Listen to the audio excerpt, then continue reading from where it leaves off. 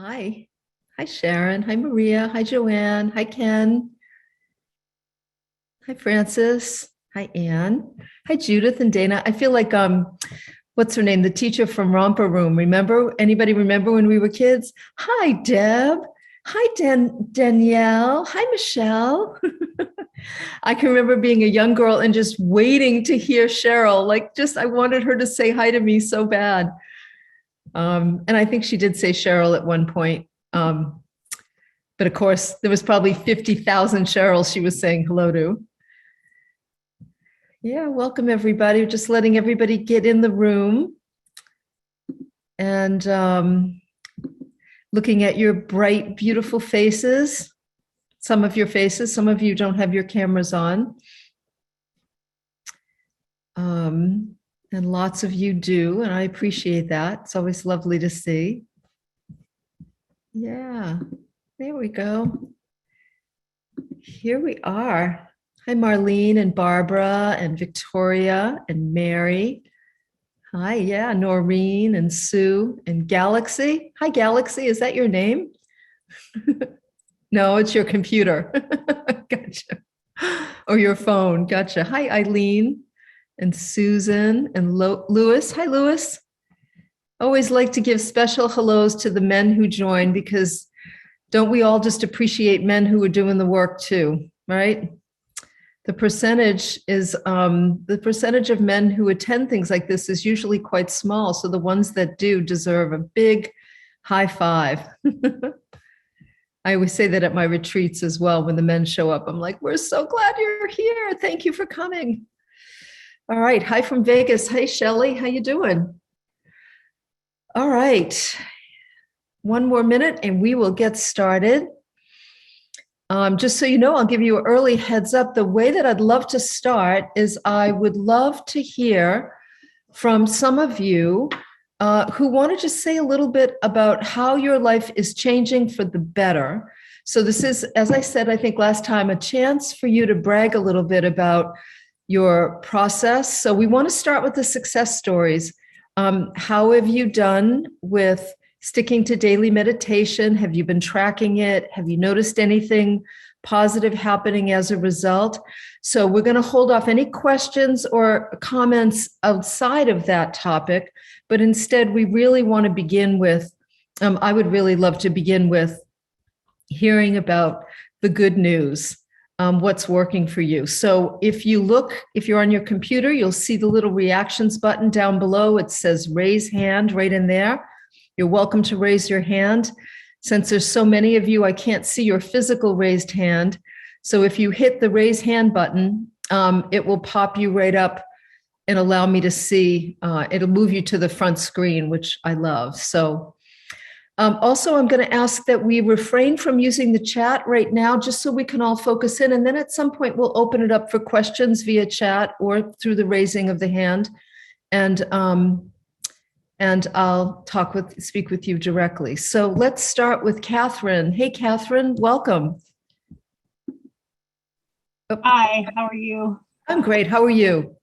I am so excited to be talking to you. I have been reading your book since early 2000s. So I've been praying, and actually I partnered with somebody to pray for and their business, and they do like corporate training, and they got a contract. They phoned me so excited, and they believe it's my prayer, because I call myself an APW, awesome prayer warrior, and they got a contract, and I don't want to give too many details to reveal him, but it involves training 300,000 managers. So it's going to be like 95% of his income for his business. And great. So, yay, God. And yeah, so good. My process is like to not just meditate and pray for me, but to focus on another. It combines that doing something healthy for me as well as my desire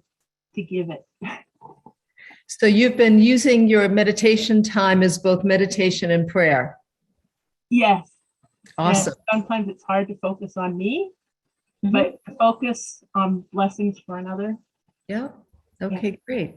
Good. Thank you, Catherine. I would like to assign you Ukraine and Russia. Could you work on that for us? Let's just try something global, shall we?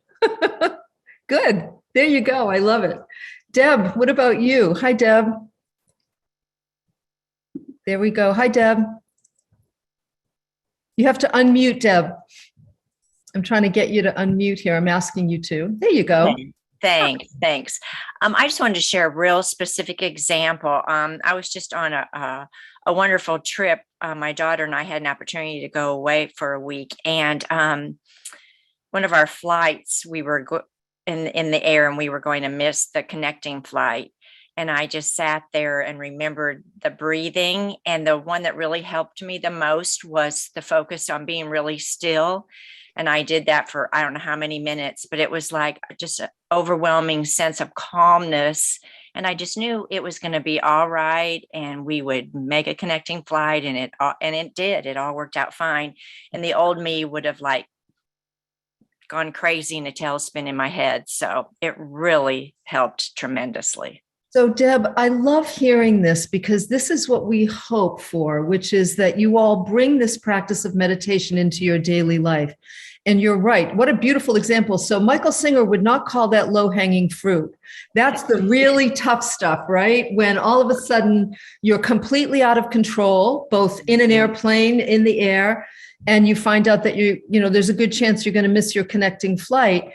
Just imagine, Deb, what you can handle now. Mm-hmm. Since you were able to handle that. I mean, I think about that a lot when I'm meditating for, 10 minutes and my mind is trying to convince me to get up off the chair and do something else. I think, sweetheart, if you can't stay here right now when there's nothing going on, what are you going to do when the what hits the fan? Like, right. This is the muscle building that we're doing here. And then what happens in the present moment, everything is okay. Right? It's like, you don't need to pre-suffer, right? Right. Imagine if Deb had sat on that plane and been mentally ruminating over and over and over again about missing her flight and imagining all the horrible things that could have happened, only to get to the airport and discover she hadn't missed her flight. She just would have completely bothered herself with her mind for however long it took to get to the airport. And there's no reason for that ever.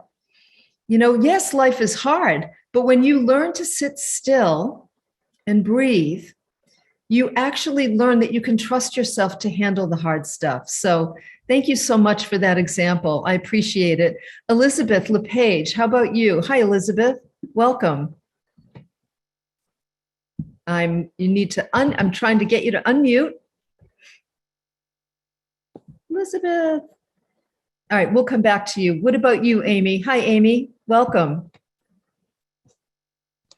Hi. What's been working for me besides being calmer and taking those breaths is I see the kind of craziness that goes around with everybody else. And then I'm kind of like giggling because I'm like, okay, they need to just take a moment and breathe. Mm-hmm. Mm-hmm. Do you know what I'm saying? So it's almost like when you're in the frenzy of like a mindless conversation, and then I'm just like, oh, they just need to breathe. Mm-hmm. That's going in my mind. And I want to say it to them. And sometimes I do, like if I'm very close to them, I'm like, why don't you just take a breath a minute? Yeah. Yeah.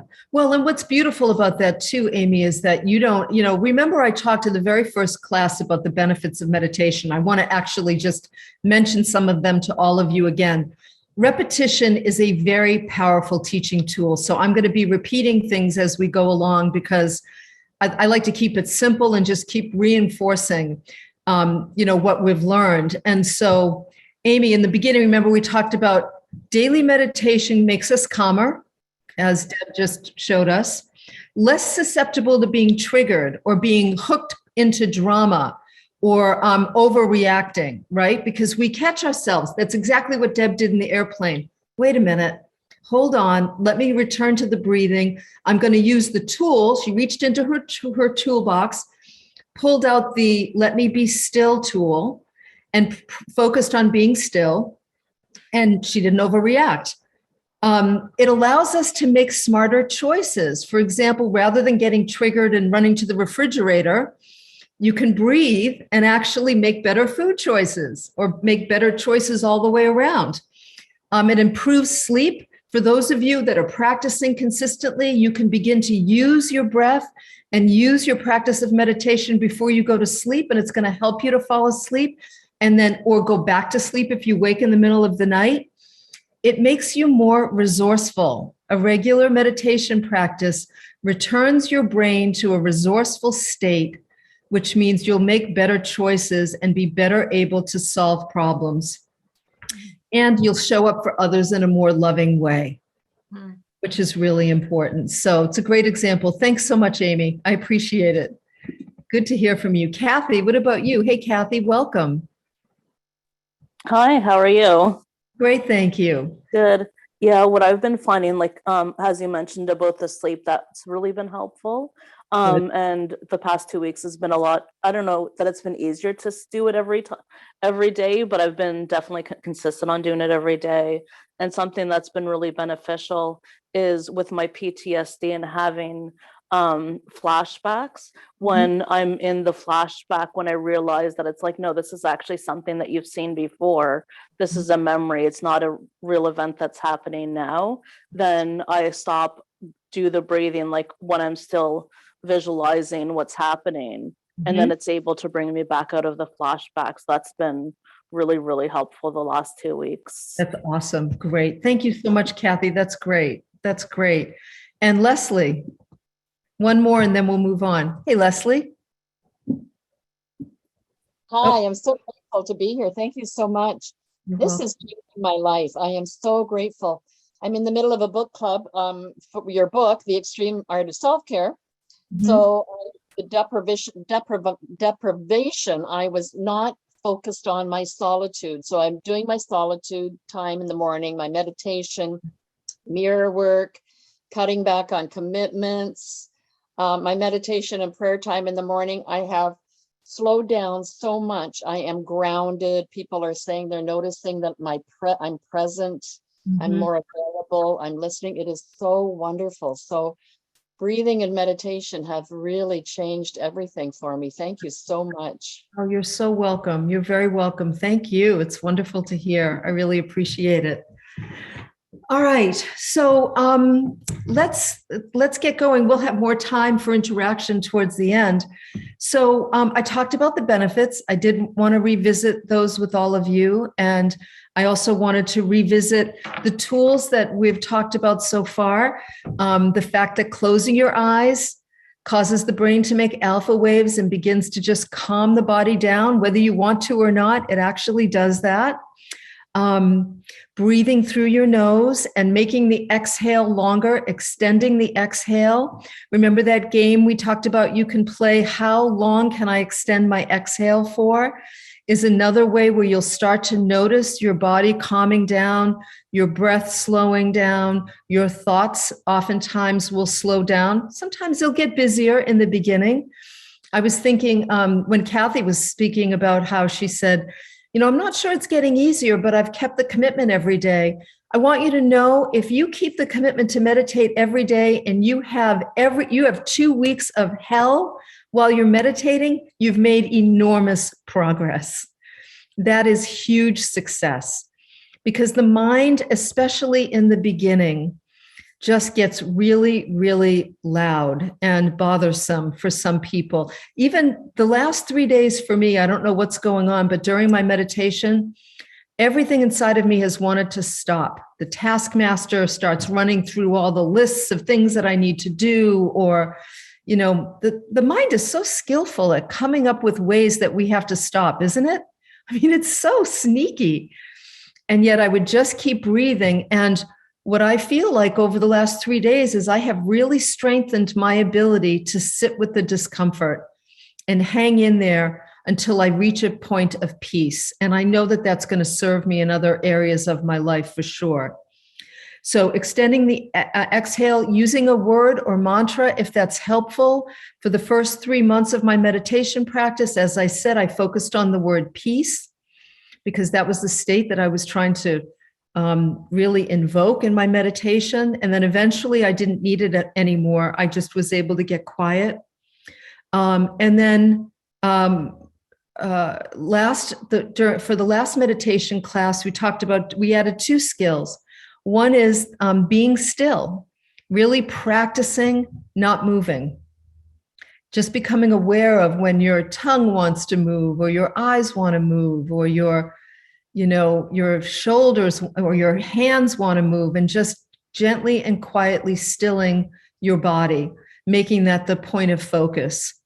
As well as that wonderful little exercise from my friend Joseph, who is a Brooklyn guy, who said, just notice, what's the next thought I'm going to think? How many people have tried that? Just raise your physical hands and let me see. Yeah. Isn't it amazing? It's amazing to me when you just close your eyes and I say to myself, all right, what's the next thought I'm going to think? Let me look for that next thought. And instantly, I'm right here in the moment. So it's a wonderful little trick. So before we get to the two additional things I want to add to your toolbox this week, well, one additional thing and then one adjustment. Let's do a 5-minute meditation, shall we? Let's do it together. Feel free to use some of the tools that we've spoken about here. I'm going to keep a timer, and I'm going to invite you to just get comfortable however you'd like. And when you're ready, you can just go ahead and gently close your eyes.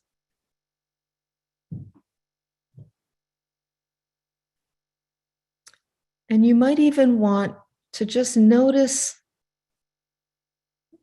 how your energy feels right now as we begin. No judgment, just tune in.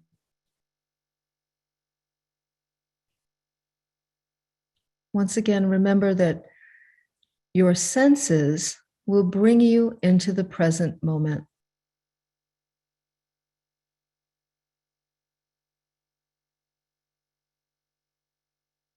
So notice your body in space. Feel your body in the chair or on the floor, wherever you might be. Just feel your body.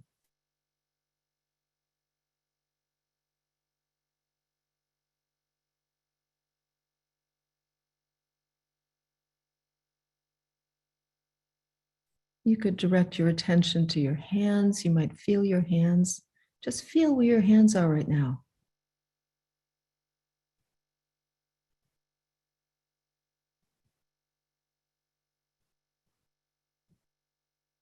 Notice where your shoulders are.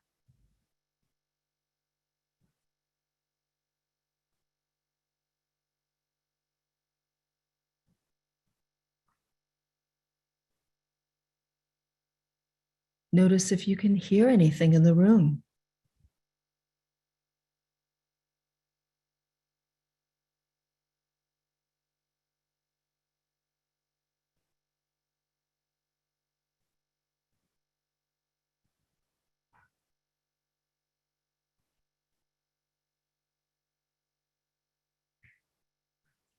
Let the sounds that you hear just take you deeper into your meditation.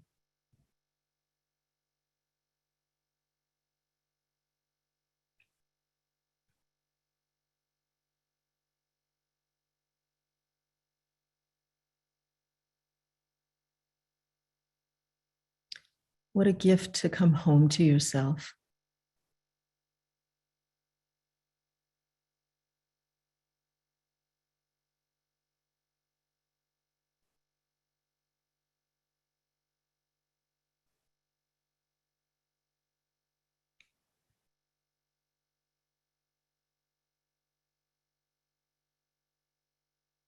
In this moment, you're okay.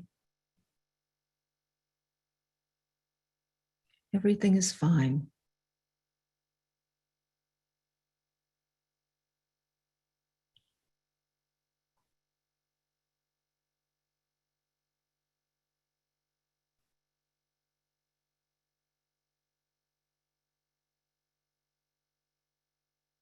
You're getting so good at this.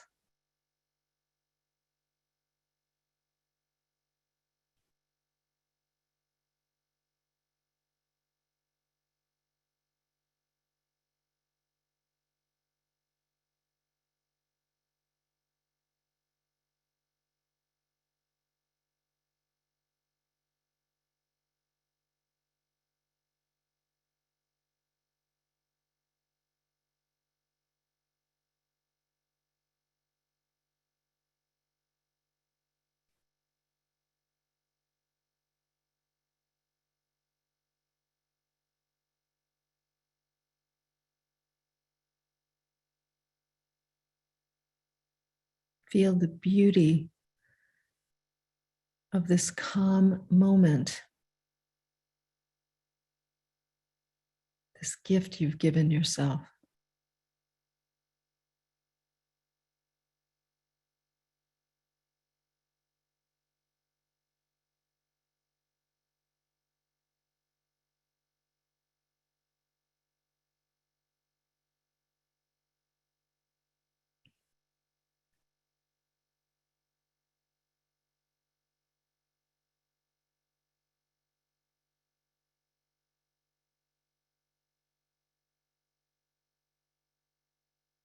You are such a gift to the world.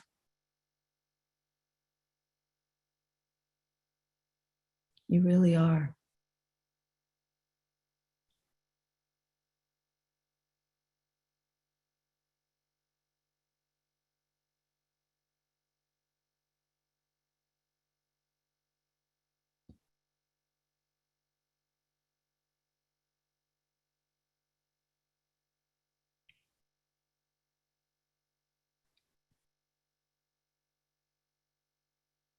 Breathe.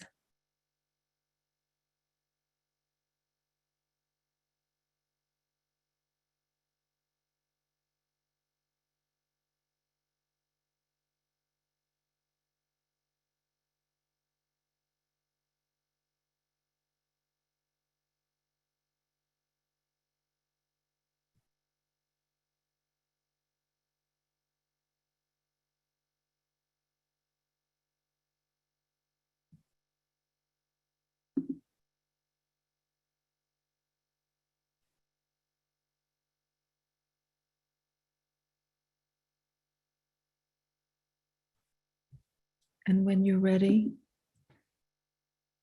you can slowly bring yourself back and open your eyes and smile.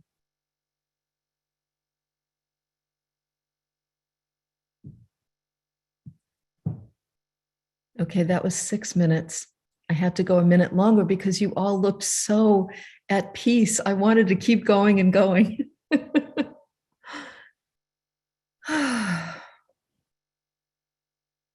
It's really wonderful to be with a group of people meditating. Can you feel the energy of that? Honestly, I was sitting here and I opened my eyes every now and then to check the clock. And who was it? I looked up at someone. I've lost him now. It was a man. I want to say Fred, maybe. Do we have a Fred here somewhere? But I looked, and I just felt this overwhelming sense of love and appreciation that all of you showed up here, and that you have decided that being still is a priority in your life. Because there's a way in which noticing, just witnessing, being a witness to the sort of the presence that all of you have in that space makes me feel like just so connected to the reality that the world would be such a better place if more people did this. Really, I guess is what I want to say. So thank you. Thank you. Thank you. Really appreciate you doing that. There it is. Louis, it was you. It wasn't Fred. Louis, it was you. Yes. You looked so peaceful and so committed.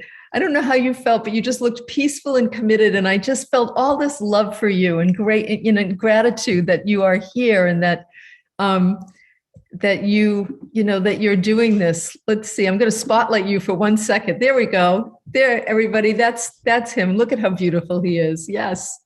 Thank you. Thank you for being here. Now I have to figure out how to get you off spotlight. Oh, there we go. Wait a minute. There, is he off of spotlight now? No, he still is. Okay, wait a minute. I got you. Don't worry. I got you. There we go. Okay. Is he still there on spotlight? No. Okay, good. We're good. Anyway, I hope that was okay, Louis.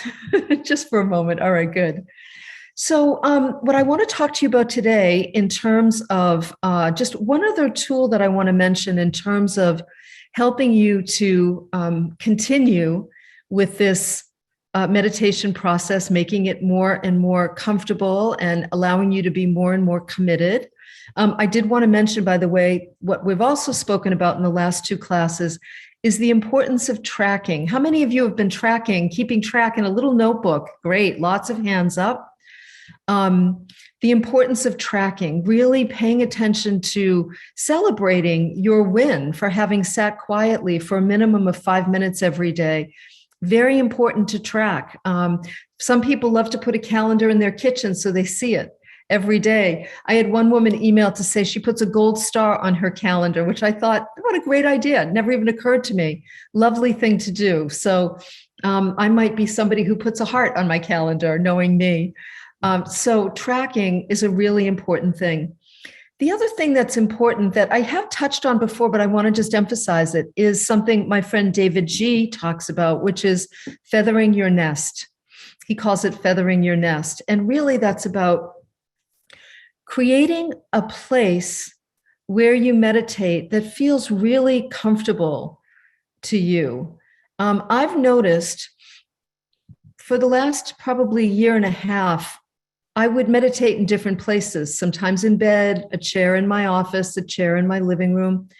And lately, I would say the last 3 months, I've been making a point of meditating in the same chair in a little sitting room that I have that looks out over our backyard. It gets a lot of sunlight in the morning, and I love sunlight. And my little cat Wednesday loves to come and sit with me in that chair. So I have been sitting in that chair. And what I've discovered is something I think David's always known and has spoken about. It's almost as though that place holds the energy of my meditation. And so even during the day, if something is upsetting, or if I feel off in some way, or I just want a hit of peace, I'll go and sit in that chair. And I find that sitting there, even if I'm not formally meditating, automatically calms me down. Now, what we do know is that the body is trained by the mind. The mind and the body work in unison with each other. The thoughts we think influence our physiology, and our physical state influences how we think. So, for example, when you're not feeling well, if you're sick, do you ever notice how your thoughts are pretty negative? Right? They might be, oh God, I feel awful. Oh, we tend to close down energetically. We close down. So when the body's feeling off, if you've got adrenaline coursing through your veins, for example, if you are overwhelmed and you're feeling out of sorts in some way, our thoughts are going to get overwhelming. They'll speed up. They'll get uncomfortable. If we go back to Deb's example on the plane, if all of a sudden she starts getting amped up, if the cortisol levels increase in her body because she's thinking fearful thoughts like, oh my God, we're going to miss our connecting flight. We're not going to get there in time. What am I going to do? Now she's raising cortisol levels in the body. And as the cortisol levels increase in the body, the stress hormones, the thinking also gets more stressful. So the body and the mind work hand in hand. Our bodies also become entrained to our thinking. So it makes sense to me that when you sit in the same place, in a comfortable place, when you meditate, your body suddenly your body and your mind goes, oh, it's time to slow down. It's time to get quiet. It's time to start breathing. Like the body and the mind, the neural networks, the neural grooves in the brain get triggered. So I want you to think of this is neuroscience, and this is not woo-woo, people. This is actually true.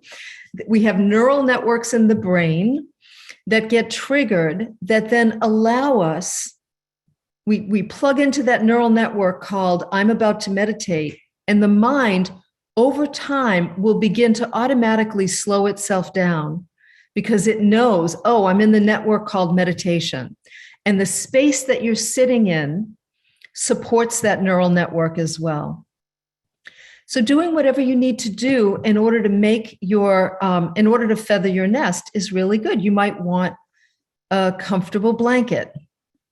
You might want to pick a chair or a piece of floor or even your bed, like wherever you might be. I will say that sitting up really helps to keep, helps you to keep the breathe, it helps you to stay awake and alert and to keep the breathing, allow you to breathe in such a way that will calm the mind. But honestly, as I've said before, I don't care what you do as long as you meditate. If that means doing so in your bed in the beginning, that's perfectly fine. If you fall asleep, it just means you're tired and your body needs rest. And there's nothing wrong with that. You're absolutely getting benefit from sleeping when you need sleep for sure. I like sitting up when I'm meditating. And as I said, I often choose a chair where there's going to be sunlight. I will often have a blanket nearby or sometimes a cozy sweater that I really love that I keep near my chair. And I have a shawl, a certain kind of shawl that little Wednesday loves to lay on, and she loves to do the happy paws on. So that's always by my meditation chair because she'll sit on my lap and she'll start doing the happy paws and she'll start purring. I highly recommend purring. If you can get some purring, that really helps with meditation. So rescuing an animal is always a good idea, cat or dog. I've not had a dog purr yet, but I've had dogs that have, snored. That could do it too, I suppose. But feathering your nest is really a helpful way to support your meditation. Creating a place that's just for you. And maybe that's a place where you'll also journal, where you'll go to just think, to let your mind wander, where you'll go to just get centered if you're upset about something. Maybe you'll go there to make a loving phone call to someone you care about because that space gets infused with peace and with love and with calmness. A place that you go to smile. You deserve a place. It doesn't have to be fancy. It doesn't have to be a certain way. It just has to call to you. Really, that's what I'm talking about. A place that calls to you, a place that says, come on over here, come sit down, take a deep breath, put your feet up, relax. So feathering your nest is the tool for this week. The next thing I want to do is I want to invite all of you to keep breathing, as I recommend that we now do another meditation, but this time we're going to do 10 minutes instead of 5. We up for that? Yes. Okay. So once again, I've said this all along. What I care about is that you sit down in the chair and you meditate. And so whether it's 2 minutes or 5 minutes or 10 minutes, you get to track that as a yes when you show up. That's most important. Now, if you feel so called to extend it to 10 minutes going into the next period of homework period, you're welcome to do that. We'll keep it at 10 minutes for a while. That's my go-to. Usually it's a minimum of 10 minutes. And if I'm in a deeply peaceful place, I'll just continue. And sometimes from that place, I'll, come out of the meditation and 25 minutes have passed. But I've been doing this for every single day for more than 2 years. It's taken me a long time to get to that point where I look forward to it most days, not always, most days. And 10 minutes feels like a very quick meditation to me, but it didn't feel that way in the beginning. So let's just see what 10 minutes feels like, okay? And remember, when your mind starts, because it will. For some of you, how many of you has your mind already started with, oh, 10 minutes? I don't know if I can do that. Yeah, raise your hands. Yeah, let's just see. I'm scrolling through here looking at you.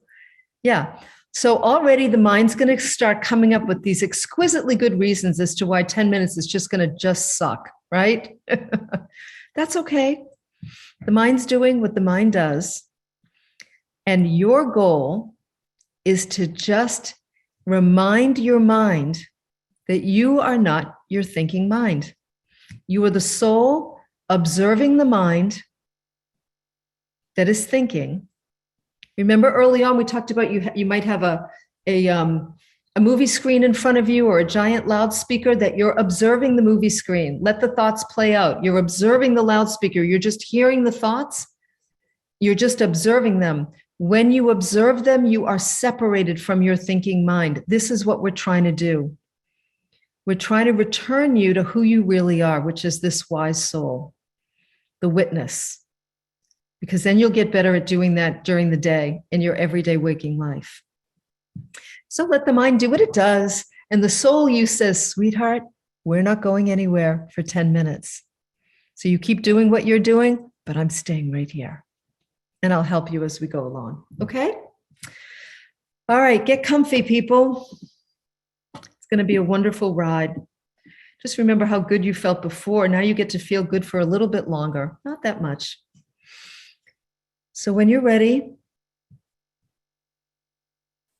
just begin to breathe. Breathe slowly through your nose in whatever way feels comfortable to you. You got this.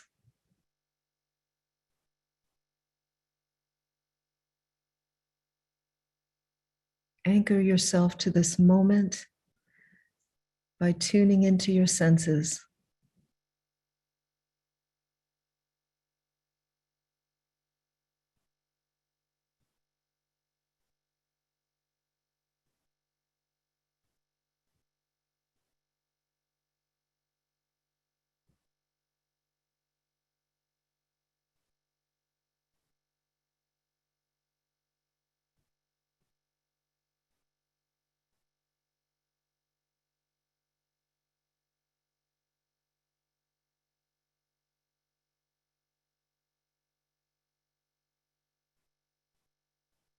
Pull your energy in.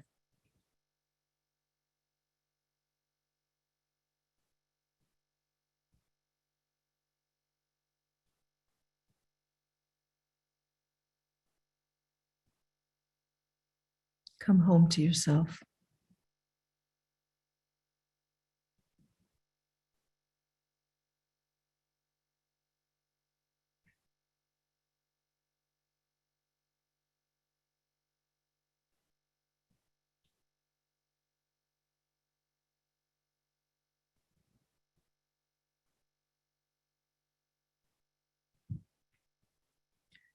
Relax your shoulders.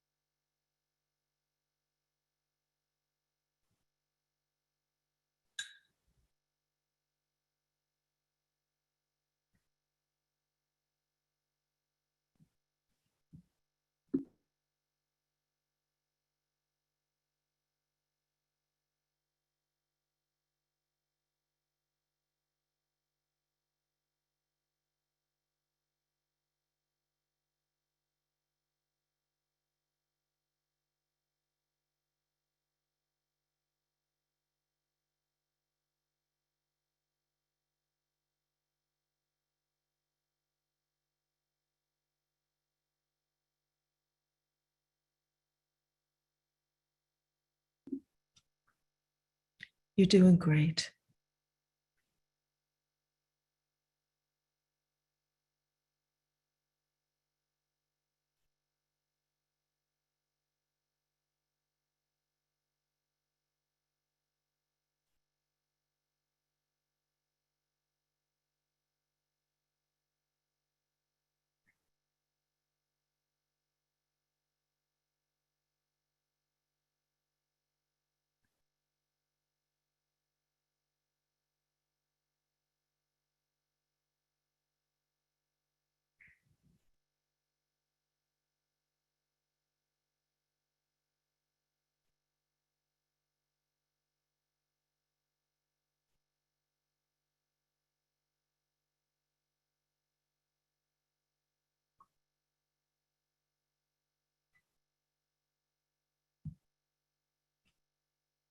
Just let your mind do what it does. Lean back away from your thinking mind.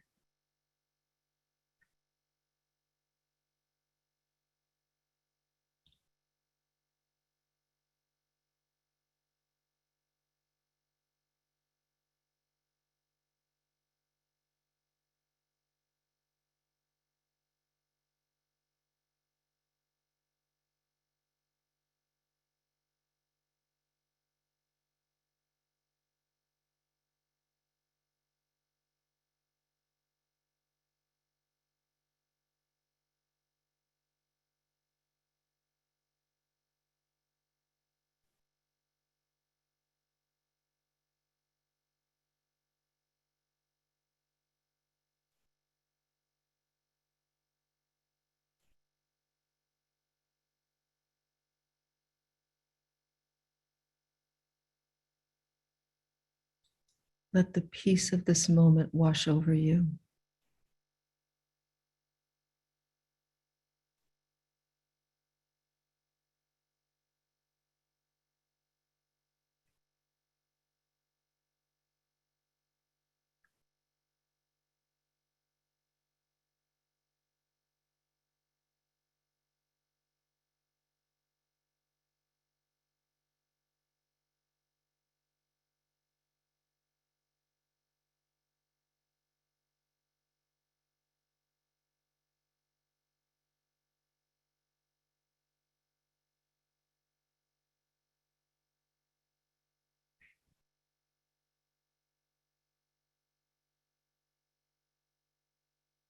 Lean away from your mind.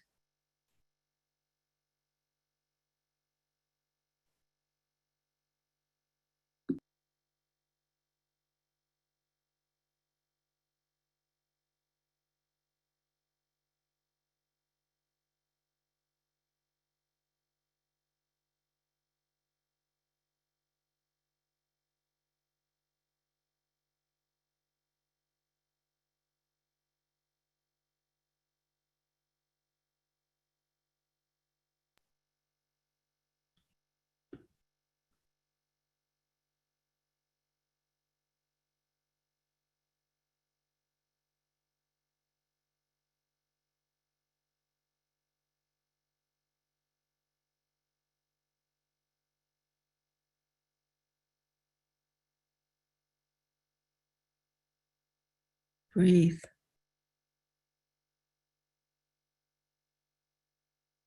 Just return to the breath when your mind gets busy.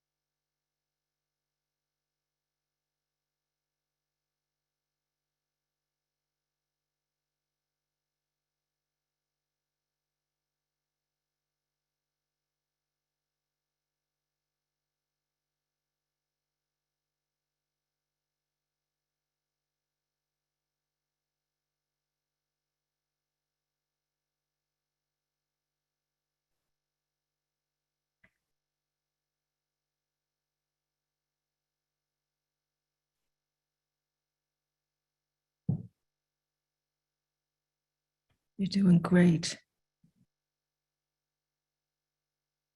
Such a beautiful soul.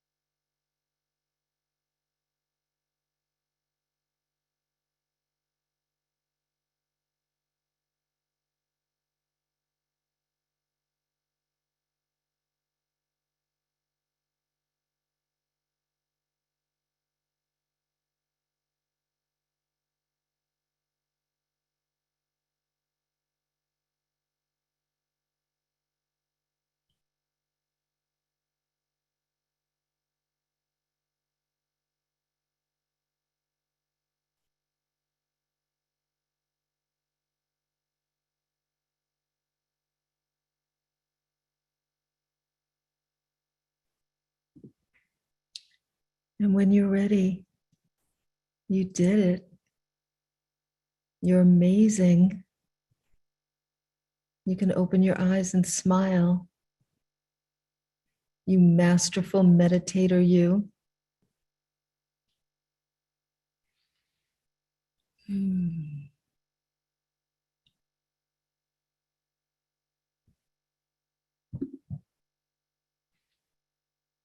Could anybody have kept going? Yeah, yeah, me too. Although I kind of go in and out because I'm watching the clock, but great job. See, 10 minutes isn't so bad, is it? Not that bad. Not for all of you. You're getting so good at this. Are you kidding? So, let's see. Terry, my darling, I forgot to ask you. Hold on one second. I just forgot to ask because I wanted to reference the next time that we'd meet. And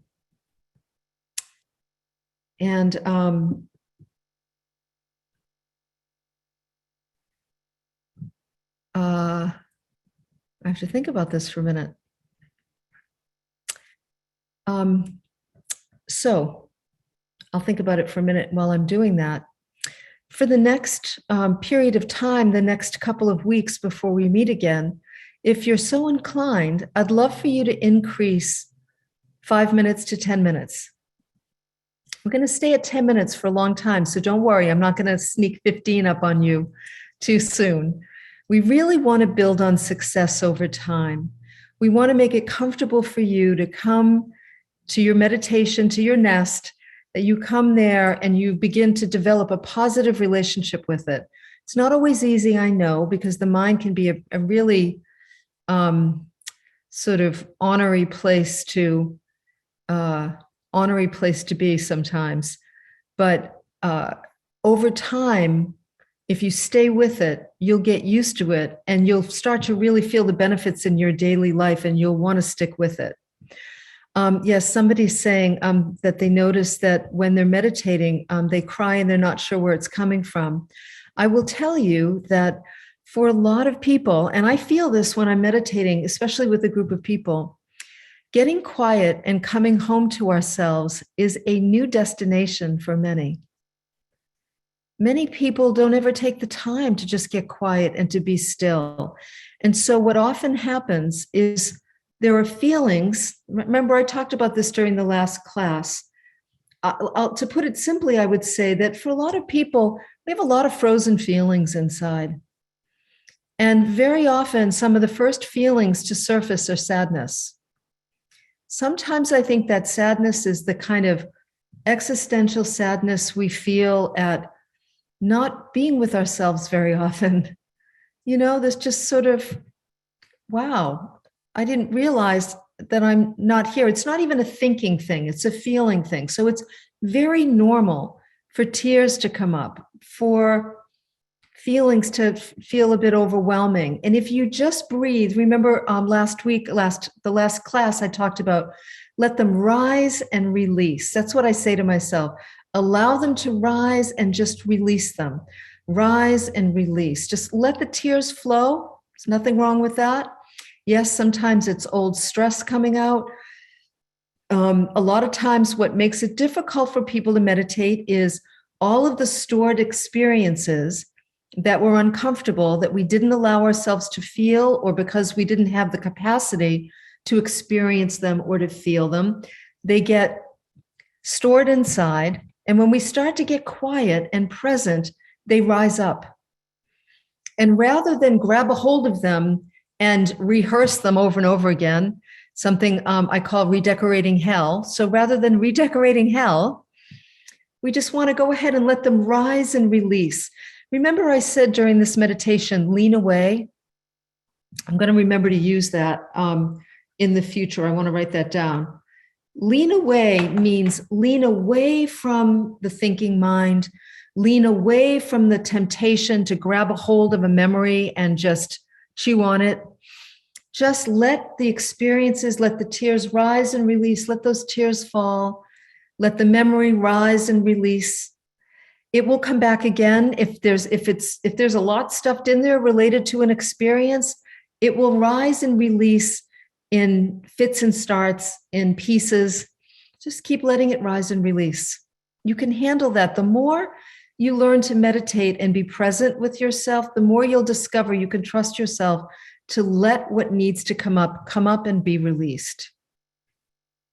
So let me do this. Let me take some questions. If you have any specific questions related to anything that we've covered over the last 3 classes, you're welcome to ask. You can put it in the chat box if you'd like. I'll take a look there. Or you can raise your hand, use the raise your hand button. In the meantime, Terry, will you do me a favor and just let me know if you are available on March 2nd? I forgot to ask you that. You can always just message me and let me know. So let's see. I'm going to look through the chat if there are. Yes, Jamie says, I noticed I was rocking side to side with my breath. Very common for people to feel a sense of rocking. It might be a physical sense of rocking, or it might even just be kind of a spiral or rocking inside yourself where your body's not really moving, but you just kind of feel this sense of movement. Absolutely normal. Yes, thank you, Terry. Great.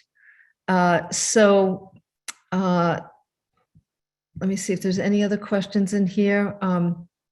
Pat, I'm so glad you came, even though you were feeling overwhelmed at work. You deserve this time. Even if you come for 10 minutes, you deserve it. All right. Okay, so we don't have any questions.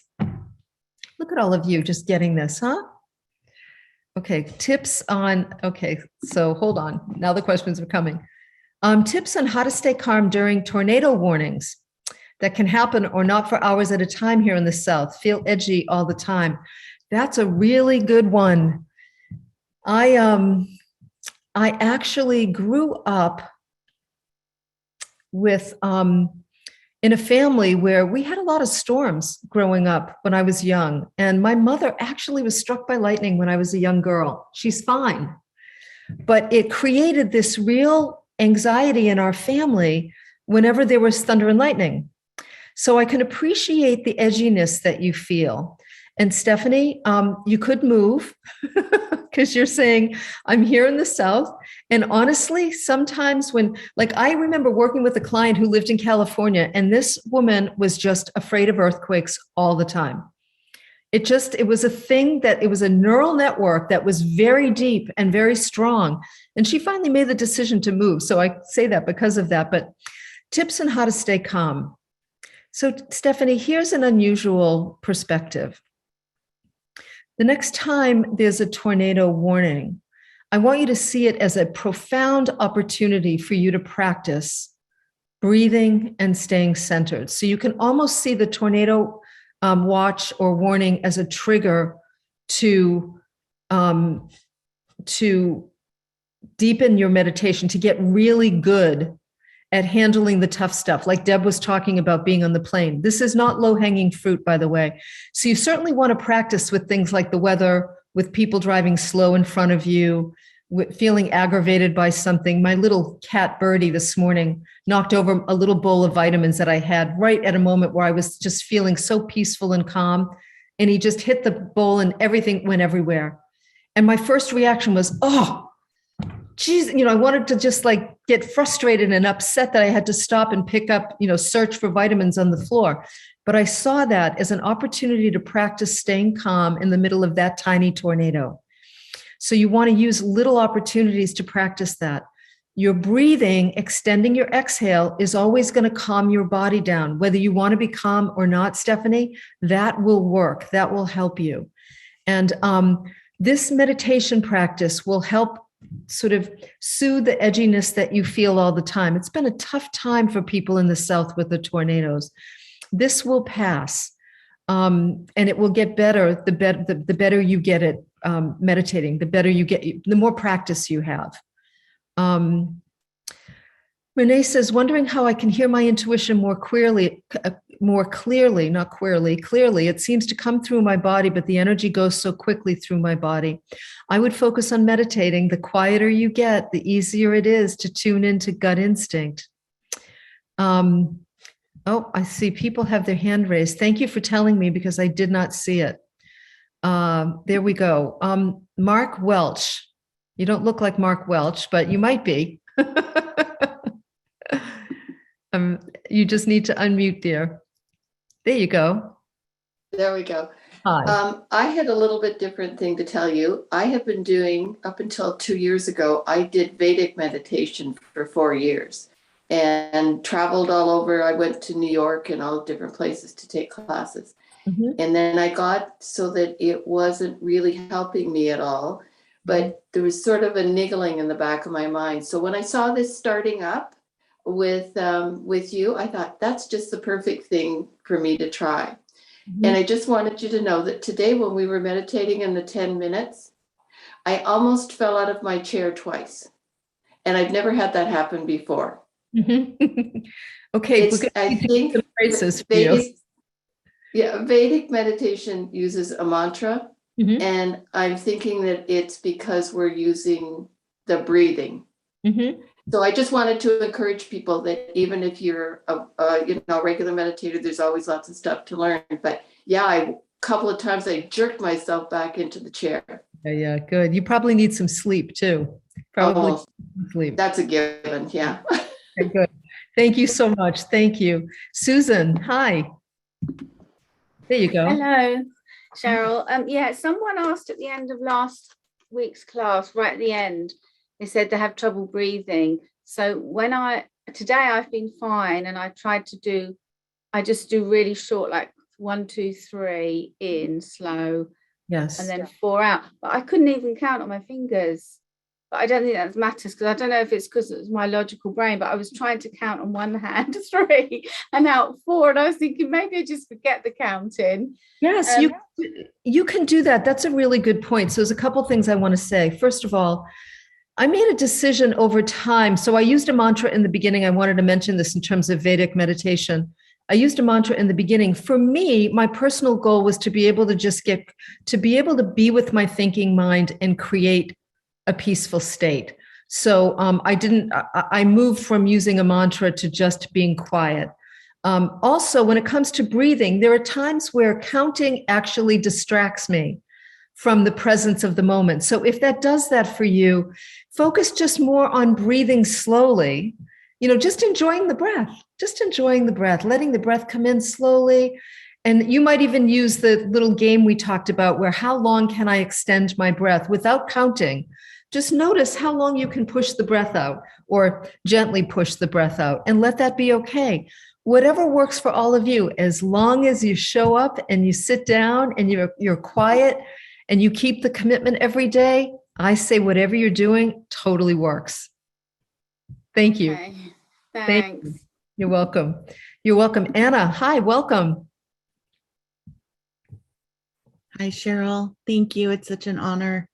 I'm glad everyone's asking about breathing and everything. So last week I had a surgery and the anxiety was building. And I was so excited to have been doing these classes with you. Right. I meditated beforehand and it was great because I listened to our recording of the previous class. Mm-hmm. Once I got into the hospital room and I'm ready, waiting for them to come and get me, my breathing was erratic. The counting wasn't going with my breathing. No. I didn't have my phone anymore to play your voice. So my question is, in those moments when we don't have guided meditation, to someone like me who still feels new at this, what can we do in those high anxiety moments to bring us back when it feels like everything just went out the window?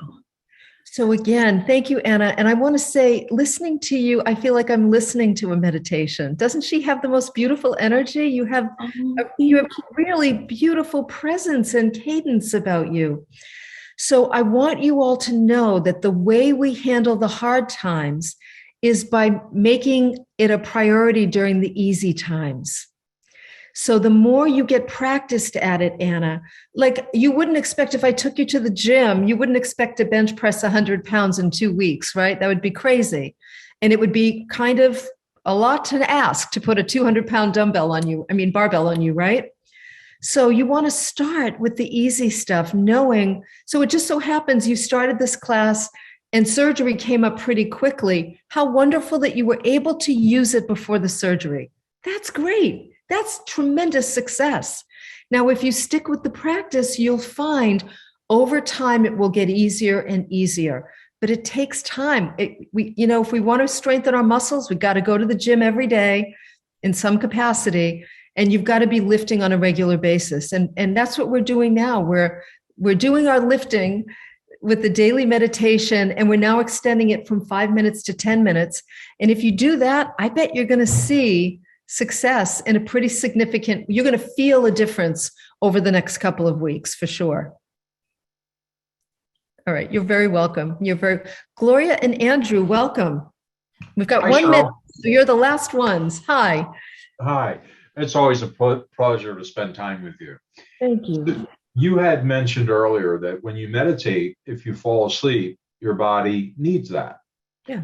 Gloria and I meditate quite a bit, and every time I do the mantra meditation, without fail, I fall asleep.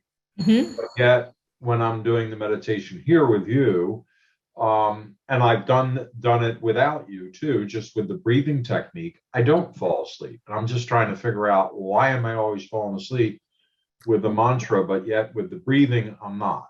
Yeah. So, well, we could talk about when you're listening to the mantra, if you're listening to it in bed. I don't know if any of that's going on.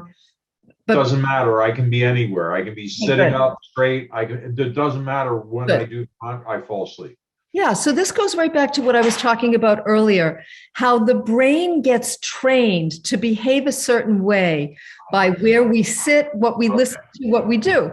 So, for example, I know when I get up in the morning at 8 o'clock and I go to the little door to let my cats out, I know without a doubt every morning the both of them are going to come bolting out of their room, meowing at the top of their lungs. Why? Because I've trained them to expect to be eaten. No. To eat at that time. So the brain's like that.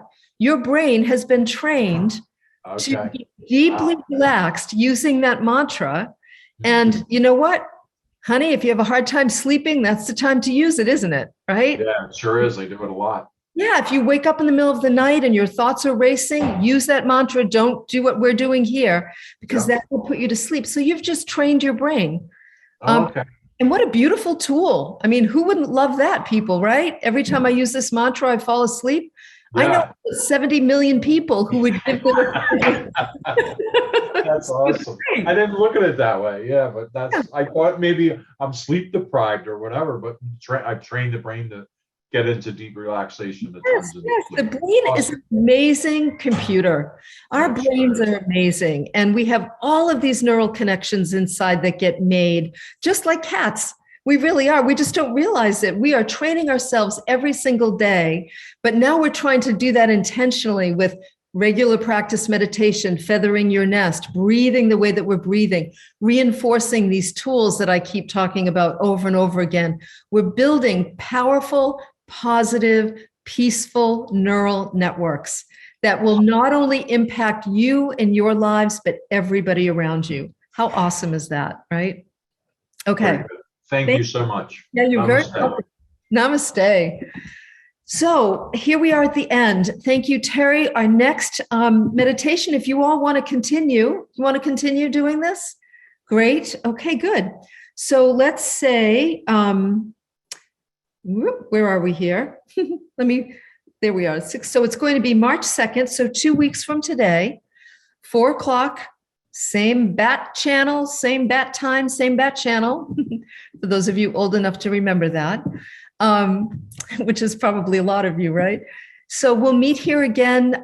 If you've already registered on Zoom, you don't have to re-register. You'll get the link automatically. Please feel free to invite anybody you'd like to join us. They're more than welcome to join us. This is just free for anybody who wants to do it.